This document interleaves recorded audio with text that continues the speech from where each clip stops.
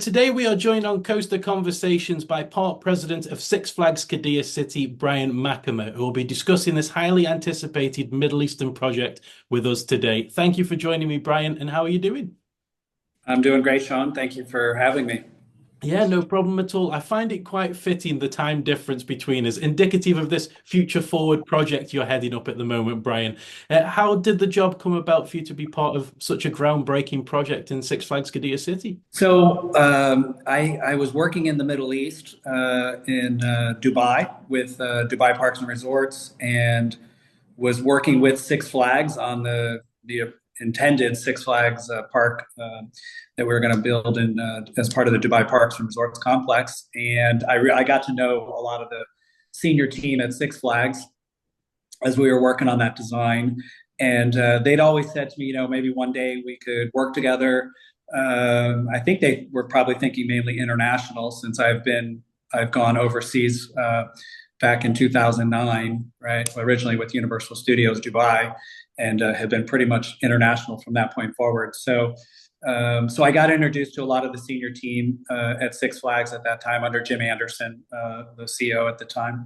And we stayed in touch. And then I was actually working in Malaysia with Genting Malaysia on their parks, and then was contacted to come to Saudi Arabia, and originally not for Six Flags, but it was for the Neom project. So I was headhunted to come over and run basically the entertainment sector for Neom, and that's what brought me to the kingdom in May of 2019. And coincidentally, in the same office, a lot of these giga projects were all working in the same building. The Qiddiya and the Six Flags team were working one floor above me. So I rode in the elevator, and I would see these guys all the time, and they were showing me designs of the park and talking to me about it. And lo and behold, the opportunity came up where Six Flags approached me and asked if I would consider, the park president role. And of course, when I started to see the renderings and things, what we were going to be building, it was really just an opportunity I couldn't pass up. So I had to do some internal transfer between Giga projects, and that's kind of how I moved from Neom over to actually Six Flags Entertainment. So I'm an employee of Six Flags Entertainment, seconded to Qiddiya, and the rest is history. So. I love how everyone's in the same building. How did that go down from your previous employers to your new employers? How did that conversation go? Like, I'm just going to the guys upstairs now. Yeah, and in fact, I told the CEO of Neom, I said, Neom's up obviously a much longer development timeline, and I said, I could probably come to the Qiddiya project, build those parks, get them up and running, and then who knows, maybe in the future when Neom's more established, you might, need my services. But I just, for my background with, yes, I'm involved in design, operational design, and things like that, but primarily operations. And I think what they really required was more creative master planners and things like that to look at the longer term vision. So I think we're all here to support Vision 2030 in the kingdom, and I think it's just finding the right seat on the bus, so to speak, and which bus is more suited for me. And I think that was Qiddiya and Six Flags. So. Fantastic. So I believe I'm saying it's 35 years of experience in the theme park industry, but you actually started out at Universal Orlando Resort, is that correct? I can actually say my first job was at Walt Disney in the Magic Kingdom. When I turned 16, I got my driver's license, and I had some friends from high school that were working in Pecos Bill Cafe and in Frontierland. And I went down and applied, and you could basically work custodial or food and beverage at 16 at that time. And because I had friends in food and beverage, I basically applied, can I work at Pecos Bill Cafe? So I worked at Disney for a little bit. Going to school, I went to high school right across the street from what was going to be Universal Studios. And so when I was at Disney, and that was in 1988, we started seeing all these Universal Studios promotional brochures showing up in the break room at Disney, right? This is in the break rooms, in the tunnel system, at the Magic Kingdom, and somehow these marketing brochures were making their way into the inner workings of the kingdom. And I literally, like I said, I went to school across the street, and we could see them clearing the land to build the Universal Park. And at that time, the thought was like we were going to work with movie stars, and this was the Hollywood of the East. You know, they were going to make Orlando this movie capital outside of Los Angeles, and so there was this attraction as a 17-year-old or to work for the Universal Studios. And then again, I had friends that worked in parking in entry operations or front admissions, and they worked in parking. So when I went to Universal in 1990. They opened in June. I started in November of 1990. Started as a parking attendant, and that was back in the old surface lot. There was no parking structures at that time, so you got to stand out in the sun, the rain, all the elements, and one of the best jobs I ever had. Actually, I love that job, and there's still people that I worked with back in Orlando that are still there to this day, 34 years later. So that's kind of where I think really looked at being a career. In fact, I can remember when Universal's Islands of Adventure was announced. I was working in admissions, and they were showing these renderings of these canals, literally right outside the main gate. Right, like now, it's all people they sort of take that for granted, but we would be standing in the parking lot thinking there's going to be boats traveling through right where I'm standing, and the City Walk complex and parking garages. So it just sounded like this could be a great company or a great opportunity for those of us that were there in those early years to make it more of a long-term career. Is it quite strange for you to look back on the days at Disney all the way up until now when you're in charge of this billion-dollar investment? Do you ever just sit back and think, how did I get here? I thought of, so I visited Walt Disney World. It opened in 1971, if I'm not mistaken, and I think I visited in 1980. As a kid, right? So I was 8 years old. And then 8 years later, I was working there, right? And I grew up outside of Cleveland, Ohio. So for me, Cedar Point, Kings Island, Geauga Lake, those were the big parks for me, particularly Cedar Point, which looking to where I'm at now with Six Flags and the thrill parks, and now Cedar Fair and Six Flags merging. It's the first question I always get my mom is like, does that mean you can come back to the United States and work in one of our something closer to home? But I grew up loving roller coasters. I remember Demon Drop when it opened and the long queue lines. I remember waiting in line at the Beast when it first opened at Kings Island. So I really had an affinity for amusement parks. But Walt Disney World, of course, everyone remembers their first visit to Walt Disney World. And again, I was 8 years old. It just seems crazy that 8 years later I was working there. So it's and again, never thought it would take me to Singapore, Malaysia, UAE, Saudi Arabia, all these different countries around the world, and still, something that started out as just kind of a part-time job, right? So yeah, you have to pinch yourself sometimes and imagine that you've been able to do this for so many years. Yeah, and now in the role of park president at Six Flags Qiddiya City. Now, in terms of the day-to-day duties that you have to undertake in regards to the theme park and the water park, how will your job evolve the second the parks are open to the public? And can you give us like a rundown of what your day-to-day is like right this second?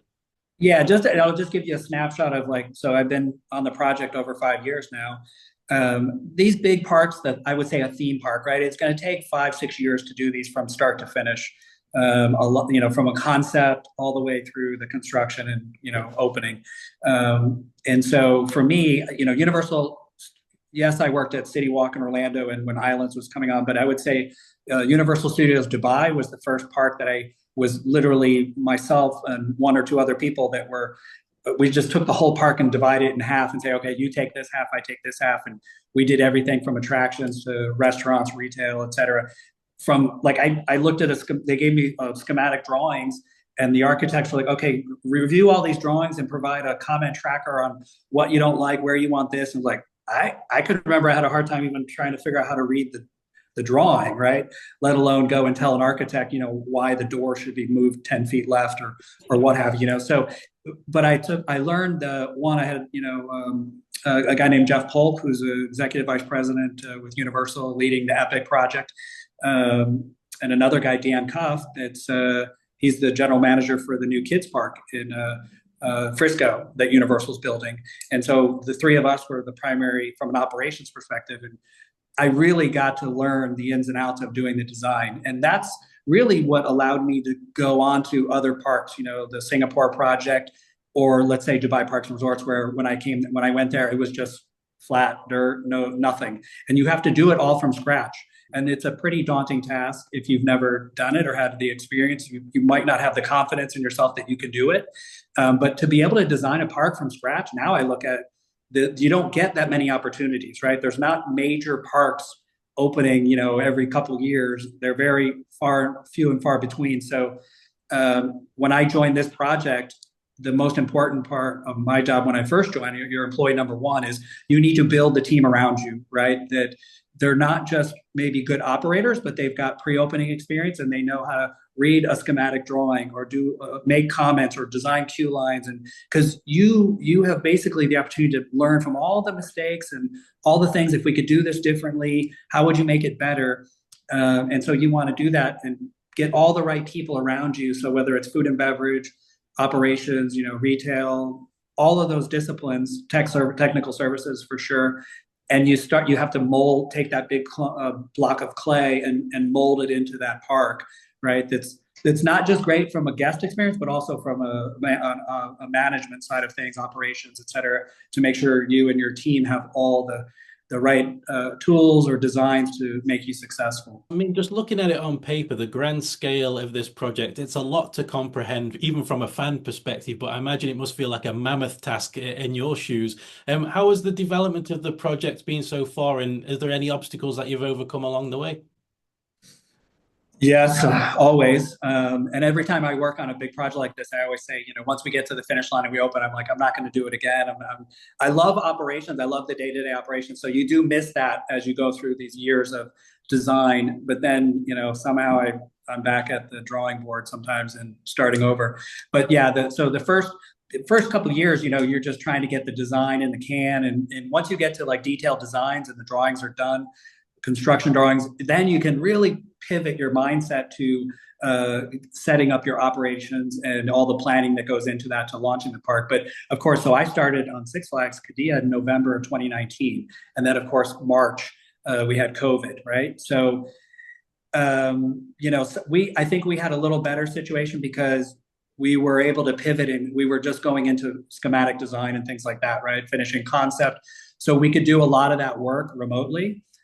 From various locations around the world and still be able to move the project forward. Whereas if we were in, full-blown construction or things like that, it would be extremely more challenging. For example, Universal Beijing, I think had a much more challenging, opening because of the phase of design or construction that they were in versus our project. So that was obviously a big one. And luckily nowadays with the technology, we could do a lot of workshops and meetings and things like that and still be able to review drawings and make comments and keep the architects moving from a design perspective. So that obviously lasted for a good period, as we know. So dealing with that, Saudi Arabia, it's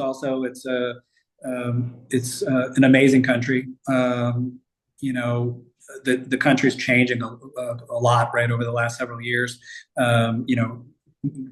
Doing recruitment and bringing people into the kingdom, visas and all those kind of challenges typically. But we've been working through all those challenges and things like that, and just have to plan ahead. Visas take a little longer, but so you're always kind of recruiting 5 or 6 months ahead of when you think you want to have somebody on the ground, just to make sure you're meeting your onboarding timelines. So right now, I think we're about 350 employees. We'll ramp up to around 2,200 or so, 2,300 when both parks are fully open. And we've really set up the operation, the shared services, the sales and marketing, HR, finance functions to adapt as Qiddiya grows bigger. To look at supporting other entertainment assets and things like that as it grows. building the first Six Flags park, I believe, the first outside of America, isn't it? But it's the first from the ground up as well since 1971, I believe. I mean, it doesn't feel like any ordinary Six Flags project when you look at everything that's been delivered so far. What is it about this particular project that's going to stand out from the rest of the Six Flags portfolio? Yeah, it's a great point. It's the first Six Flags park designed from the ground up. Yes, outside of North America, and what really attracted to me, mainly my background with theme parks, versus what I would say like an iron ride kind of amusement park. Huge fan of amusement parks and that type of park. But I think being able to build a thrill park or a Six Flags park with the theming side of it, being really truly a theme park, and certainly Six Flags parks, and they've got themed zones or themed attractions with the various IPs and things like that. But this is truly a theme park from the moment you enter. Facades, floor to ceiling theming. All the rides, the queue lines, restaurants, everything is themed. Employee uniforms, all the different zones. So. And that's totally unique, at this scale that you're going to see here. And I think when people come to the park, they're going to be blown away by that level of theming and the quality. I've seen a lot of amazing parks in my life, and I have to say that the park here, whether it's the water park, AquArabia, or Six Flags, or the other assets that are coming on in Qiddiya City, the F1 speed track, or even the hotels or the retail dining district, it's all the highest level theming and quality, right? The right architects, the right construction companies. And what makes me feel good about that is because what this Vision 2030, it's right really it's to both change the landscape where they're not dependent on oil revenue and things like that. And to do that, you really need to build something that is spectacular, right? And it was really His Highness the Crown Prince that really pushed everyone from a design, from a creativity. Falcon's Flight, the longest, fastest, tallest roller coaster. No ride has held all those records. And you talk to designers or cost consultants, or those kind of groups, and you're like, wow, is it really feasible to do all this?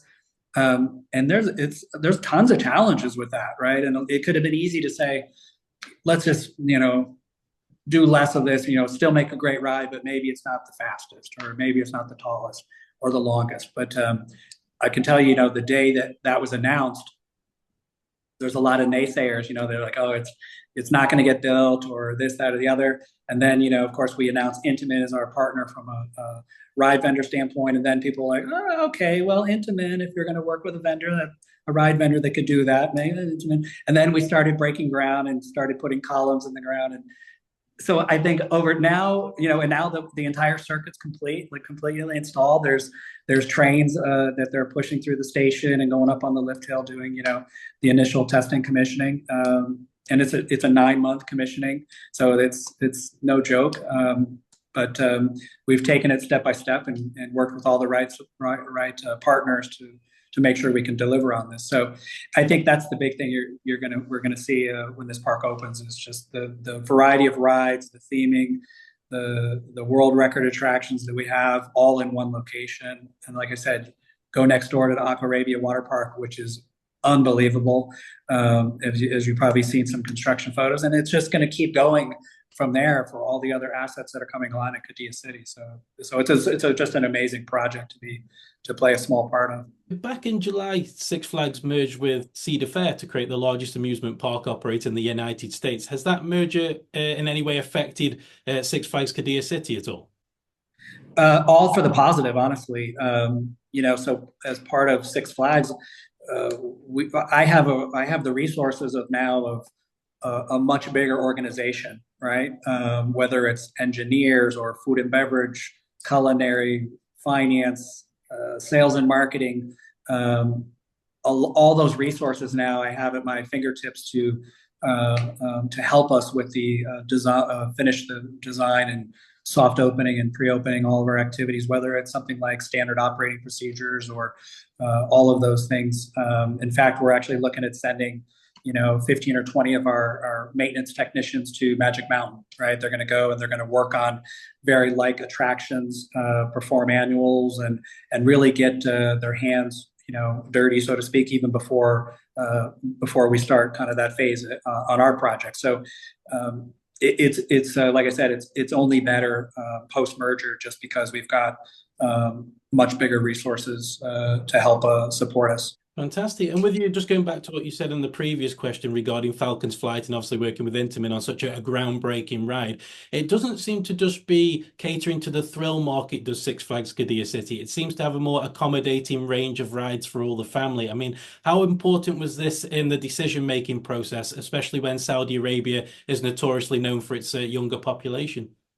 It's a young market, but I have to say, I was in the U.S. over July 4th week, visiting family, and I actually went back home to see my family. And I was in Northern Ohio, and I visited Cedar Point, went to Kings Island, and I went to Canada's Wonderland because I'd actually flown into Toronto.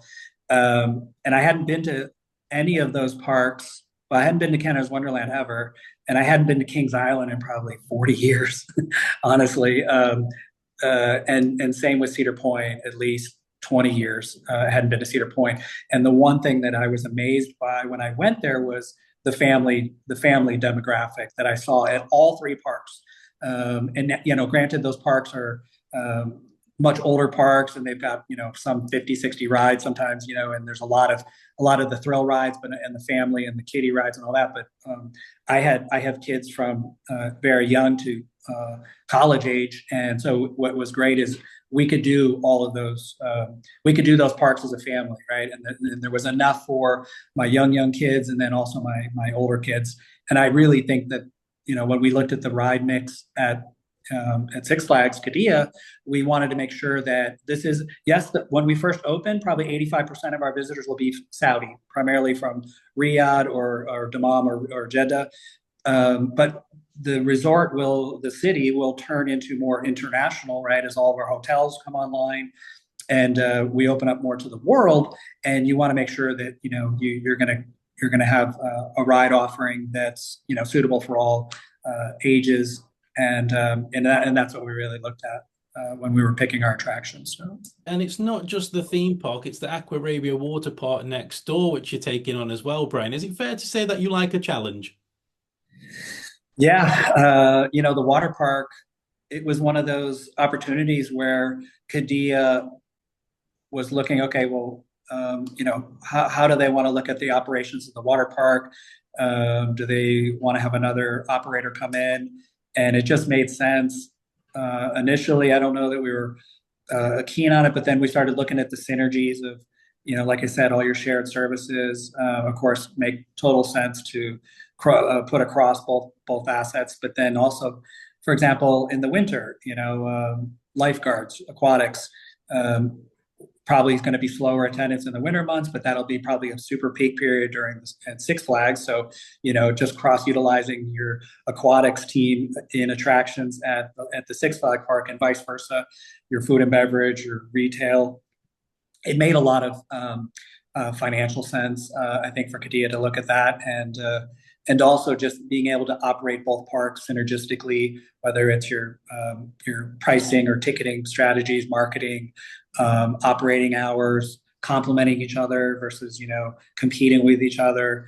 And most importantly, I think from a customer's perspective, when they come to Qiddiya City, they're going to feel as if, just as you do when you go to Walt Disney World or a Universal Resort, that it's all consistently managed, operated, and aligned. So I think it made sense for all parties. In terms of the theme park and the water park, being in the desert, obviously competing with desert temperatures, especially the water park, how will that operate in the day, and what measures are in place across both parks to combat heat in a very open planned space? Yep. So obviously, I think in the winter months, the water park will not be open at night. The temperatures do drop. All of our pools are heated outside of the herding grounds, which is our whitewater kind of rafting area. But primarily, people will probably be wearing kind of a wetsuit material in that area. And then the surf pool is not heated, but again, probably a lot of people will be wearing a wetsuit material, but all the other pools are heated. Um, the In the winter months, over obviously Six Flags we can operate daytime, nighttime. In the summer, Six Flags will operate primarily at night. So we'll open at 4 or 5 p.m. And run into the evening. And actually, with Riyadh, the weather, there's no humidity.